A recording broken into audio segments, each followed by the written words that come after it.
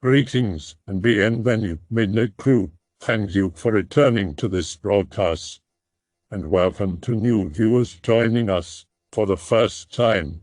If you like a video, then feel free to subscribe. My grandpa actually told me a story this past week. Maybe I should share it here. I'm from Texas, but he had an experience in that general area. If you want, I'll share it, but it's a little long. Whoa. I didn't expect such a fast response. I was eating. I'll warn you, there's not much of an ending, and my grandpa doesn't really have any idea what happened. Anyway, he's from the Appalachian region originally, which is where it happened. I'm going to just try and tell it like he told it to me. Grandpa and his family grew up dirt poor. In fact, everyone in his hometown was. But Grandpa was a little better off than most. He was lucky enough to own a horse. His name was Red, and Grandpa used to take him over to a neighboring town where he occasionally worked odd jobs. The general area was pretty mountainous, but the road to the next town actually cut through a long patch of flat land, so it was easy riding. Anyway, Grandpa was taking this long, lonesome road one day. It was the middle of summer, and the sun was bearing down on him, when suddenly he saw something up ahead. It was an old barn in one of the fields. Grandpa had never seen it before. At first he thought someone must have finally bought the property and built a barn on it. But as he got closer, he realized that it looked very old and run down, like it had been there for years, just rotting away. This made no sense. Grandpa went down this road frequently, and it had always been nothing but fields. Then without warning, his horse stopped.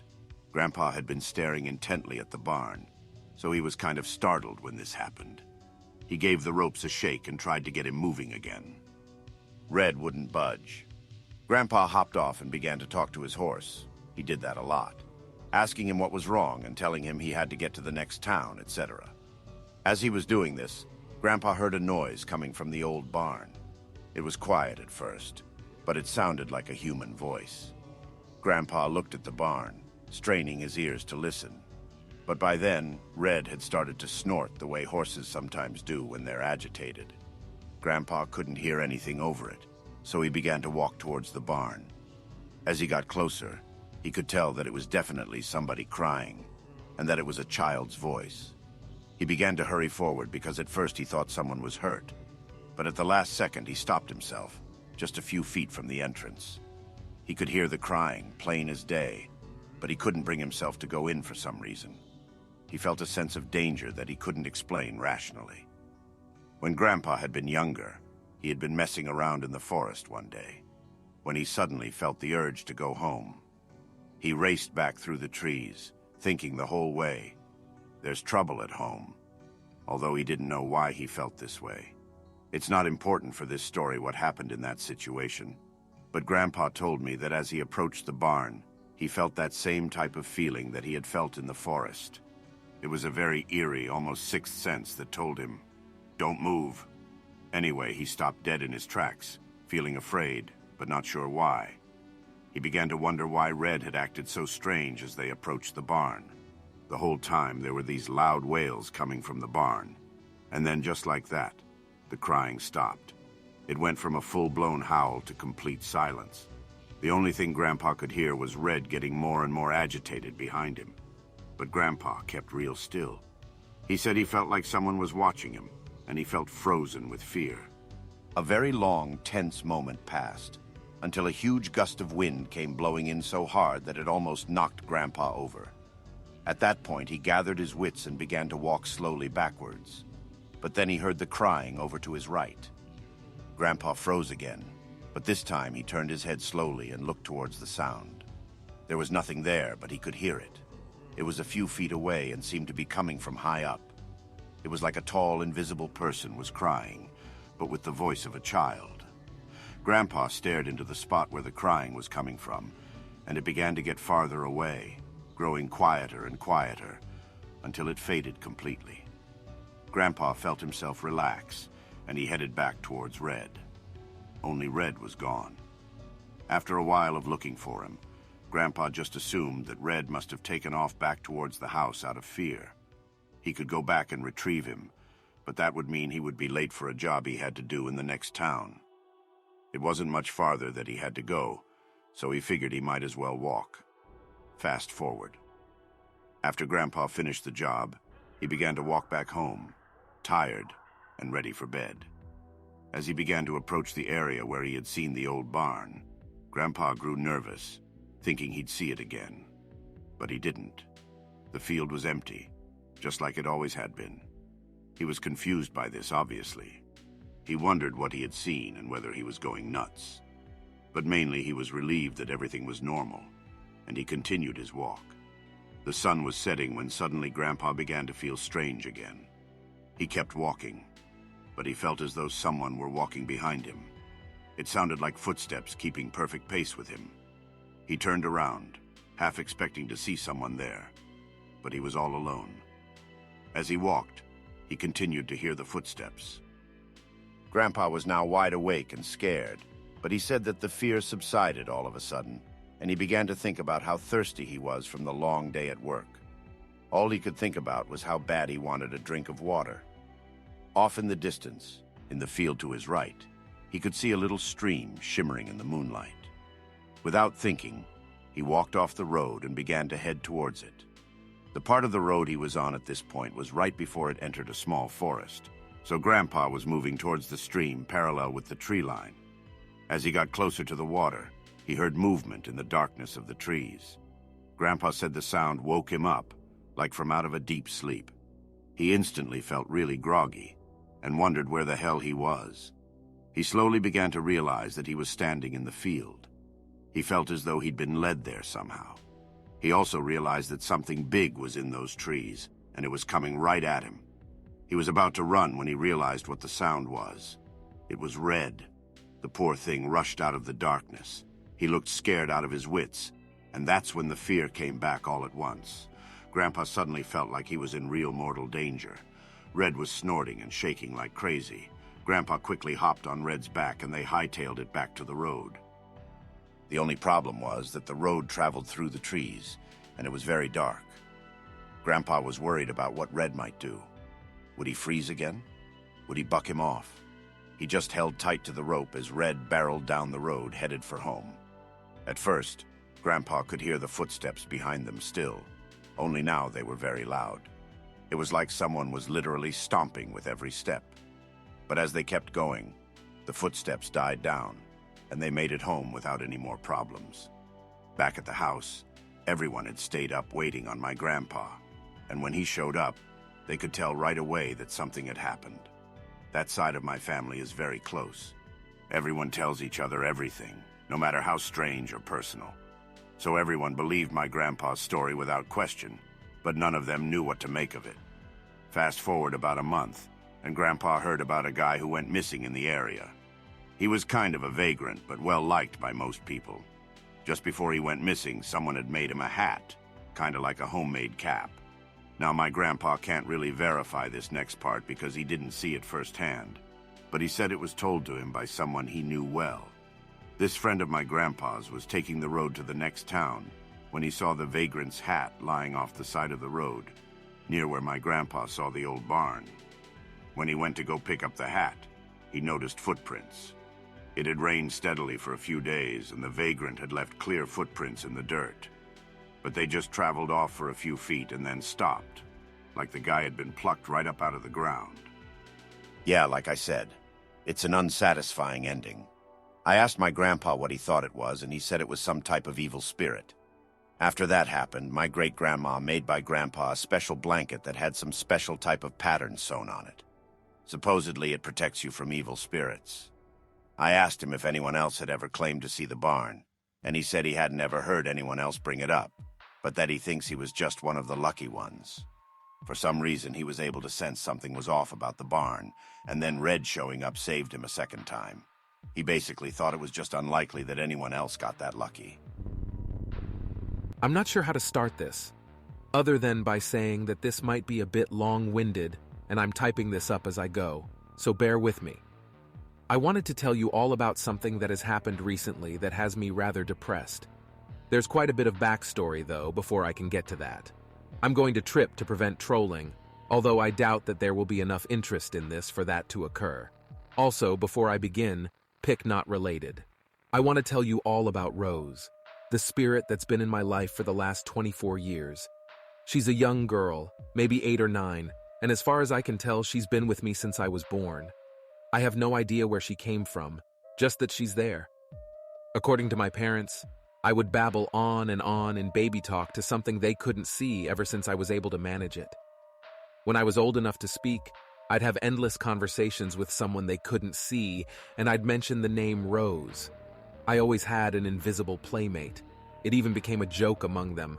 Whenever they found me out of my crib at 2 in the morning, they'd joke that it must have been Rose. When they'd find me playing with a toy that I had no way of getting myself, it was Rose. When they'd find me eating cookies or some other snack that a 3-year-old couldn't possibly get by themselves, it was Rose. Mind you, I remember a lot of this. I just figured I'd start from an outside perspective. I remember a lot of this, except the really early things. She was always there when I needed someone. She'd talk to me and sing to me when I was upset. She'd play with me when I had no one to play with, and when my parents got a nasty divorce, I was 4 at the time, she would tell me about how it wasn't my fault, and about how both my parents still loved me. She even made me feel better when my new stepmother, my dad got remarried less than a year after the divorce, would yell at me over trivial things. She was always there for me, more than my actual family ever was, in fact. More than anyone. I remember playing with her for most of my early childhood. At first it was normal kid things, but once I started getting old enough to start getting sets as gifts, Legos became our favorite toy. We'd build all kinds of things, from castles to spaceships to oddly colorful houses. At the end, we'd usually smash them all down, which was almost as fun as building them up to begin with. Before I started going to school, and especially on days where my parents were fighting, we'd spend hours in my room playing. During the nights where I couldn't sleep, we'd either play or I'd lay in bed and she'd tell me stories until I got tired enough to fall asleep. When I started school, I had a lot of trouble making friends. It wasn't that I was the weird kid who thinks every day is bringing your ghost to school day, or that quiet kid who creeps you out, or anything anyone might be thinking. I don't know what it was about me, to tell you the truth. I just had difficulty making friends. I know that there might be the thought from some of you that maybe she was there and the other kids could sense her, but she never followed me to school. I'd see her in my window when I left, and she'd be there at the front door when I got home. I didn't really give a damn that I couldn't seem to really make any friends. I had Rose to play with, and that's all that mattered. I think my parents worried a bit about me as I got talked to about how I was getting too old for imaginary friends, and about how I needed to make some real friends, but I didn't care. They gave up on that after a while. They were always busy with their lives, and I tended to be more of an afterthought. To be honest, I'm not entirely sure how I would have turned out if not for Rose. There wasn't a lot of attention being passed around in my family. As I left behind preschool and kindergarten and moved on to actual learning, our conversations began to have a bit more depth. We'd talk about what I'd learned in school that day, or about books I had read, or teachers I liked or didn't like, and things like that. Whenever I had homework, she'd sit there with me, not saying a word but watching me work. I started watching a few semi-educational TV shows, and she'd watch them with me. Whatever random little kid thing I was into at the time, she'd go along with it and was just as into it as I was. If any of you have ever had that best friend who you clicked with so well it was like you were twins, it was like that. I can't remember ever being as happy as I was during those years, and it was because of her. The summer I started 3rd grade, I moved to a place a good distance from my old house, about an hour or so away. I remember my biggest concern wasn't about whether or not this toy or that toy might get lost in the move, or about staying in contact with the 1 or 2 friends I had actually managed to make, but whether or not Rose would be coming with us. See, I was a smart kid. I knew she wasn't alive, that she was a spirit. I never thought anything but that. And I also knew that ghosts were often attached to specific places. My mom watched ghost shows when they thought I was asleep, and I was stealthy for someone so young. I was worried about this. I never thought to ask Rose about it, but it seems as though that would have been the smart solution. I also never put it together that she came with me to my dad's house when I visited there. I was a fairly smart kid, but for some reason the obvious eluded me. I remember asking my mom about it once, a week or so before the move, But that just resulted in me getting scolded over having an imaginary friend at my age. I remember that I didn't see her when I drove to our new house. I hadn't seen her all morning and she wasn't in the car. I was in tears the whole way there, sure that I had lost the closest person to me forever. When I got to our new house, though, she was there, waiting in my new room. I've never felt that kind of relief since then, which is saying a hell of a lot, all things considered. The school year started about a month after we moved, which had given me just enough time to get used to the house and the neighborhood. The house was kind of out in the country, located in an extremely tiny city. It was a pretty nice place, the kind where everyone trusted one another and where you left your door unlocked at night. I remember taking quite a few walks with Rose. We'd explore the little town and my new neighborhood and talk endlessly. I'm reasonably certain that I looked batshit to anyone passing by, but I didn't give a shit, and still don't.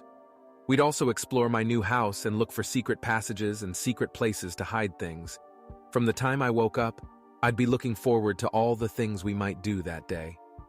The school year did start eventually, though, and as it went on, I made a few more friends.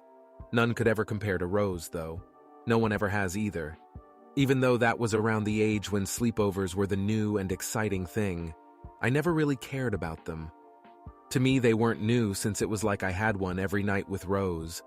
I was never all that excited whenever I slept over at someone else's house either. They were never as fun as what I was used to. It was like that for a couple years, until around 6th grade. At that point, I started seeing Rose less and less. It started off with me not seeing her for maybe one day every couple weeks and slowly moved on from there. By the time I was in 7th grade, I would only see her a couple times a week. Given that I had gained a great love of the paranormal by this point, I did understand why. Children seem to have more of an ability to see spirits than adults do, and as we grow, we lose that gift over time. Even though I understood, it didn't make it any easier. By 8th grade, I rarely saw her at all. I remember one of the last conversations we had being about how she was still here, even though I couldn't see her. I guess this is where the second part of my story begins. I have always been able to sense spirits around me, not just Rose, but others as well. As I grew older, I learned that being sensitive to the paranormal runs really hard on my dad's side of the family. I have also never lived anywhere that wasn't haunted, and have always had a lot of exposure to spirits. My point in all this is that I've had experiences with other spirits besides Rose, and I know when there's something around me. Even though I couldn't see her, I could still feel her around me. She was still there for me, too. If I was upset over something or stressed, I'd often get this warm, peaceful feeling about me, like I was being hugged by someone close to me. Whenever I'd be studying or doing homework and really struggling with something, the answer to whatever it was would sometimes just pop into my head from nowhere. I never felt alone or lonely. I could always feel her warm presence there with me. More than once I'd be lying in bed and feel the end sink down slightly as if someone sat down. Sometimes I'd talk to her, knowing I'd get no response, but still feeling and knowing she was listening to me. It helped me through a lot of difficult things in my life. After I graduated high school, I moved in with my dad. My mom had been dating a guy for a few years who lived halfway across the state, and she moved there. I figured staying in town with the few friends I had managed to make, and with the majority of my family, was the preferable option. Plus, my dad had moved into a new house that was pretty spacious, and I figured it'd be nice to live somewhere that wasn't cramped. That's about the time I found out just how protective Rose is. My dad had bought the house pretty cheap, and even though it had a creepy vibe for sure, none of us really cared that much.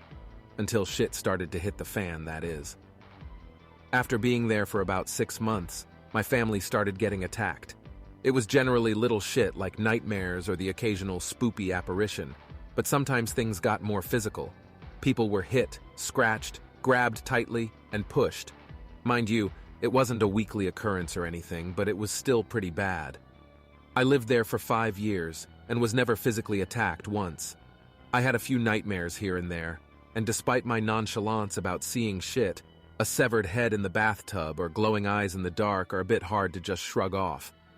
Even those things happened less with me than with the rest of my family, though, and while there were definitely spots in that house that felt extremely uncomfortable, my room always felt safe and calm.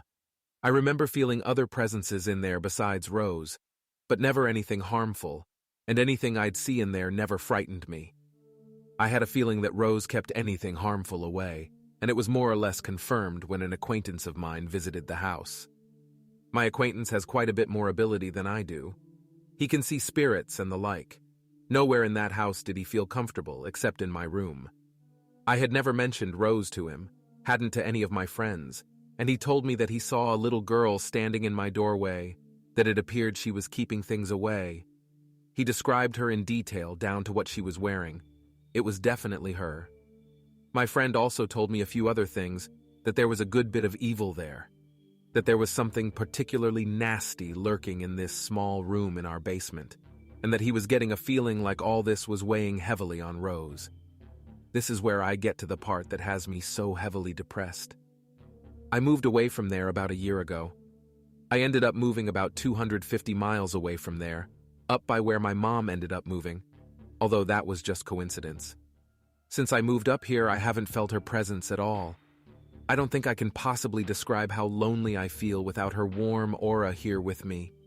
Even in a room with other people, I feel lonely. What's even worse is that I recently visited my dad and stayed with him for a couple days, and during the entire time there, I never felt her once. The optimistic thing would be to think that maybe she moved on, but I get a strong feeling that that isn't the case. I think something in the house got to her. I don't think this loneliness will ever go away, nor will the guilt that accompanies the thought that had I moved with my mom, I would still have my oldest and best friend. I want to thank anyone who took the time to read this. I have no one I can talk to in my daily life about it, and I'm hoping that maybe it'll help just a little. I saw a few posts from people, so I'll lurk in thread for a while in case anyone has any questions. Thanks again. Thanks for sharing, man. I wanted to wait until the end of your story to tell you that I experienced something similar as a child. I had a friend named Pipsy. I was told she was imaginary by my parents, so I always called her that. When I was 7, my parents got a divorce in the fall. The summer before their divorce, we went on a trip to a place in Florida where we had a timeshare. I was still really young and fairly sheltered, so concepts like death and suicide hadn't really entered my life yet due to the fact that I had never lost anyone. The last time I saw Pipsy, she jumped off of the balcony. I asked my parents why she did it, and they said that when I get older, imaginary friends tend to go away. Looking back on it, I really don't know what she did. Did she self-terminate?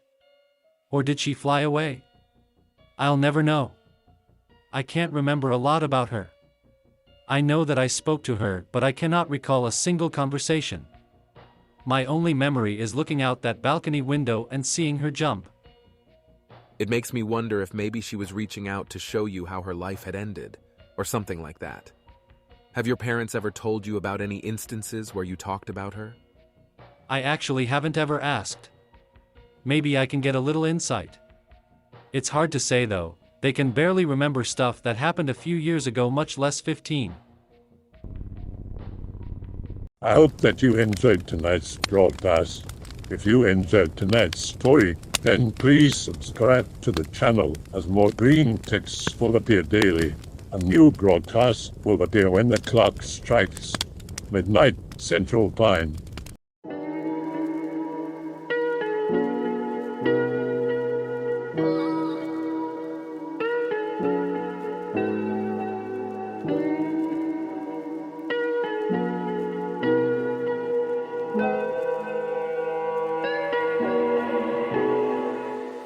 Remember to check out the Odyssey page in the description for a second archive of the channel's videos.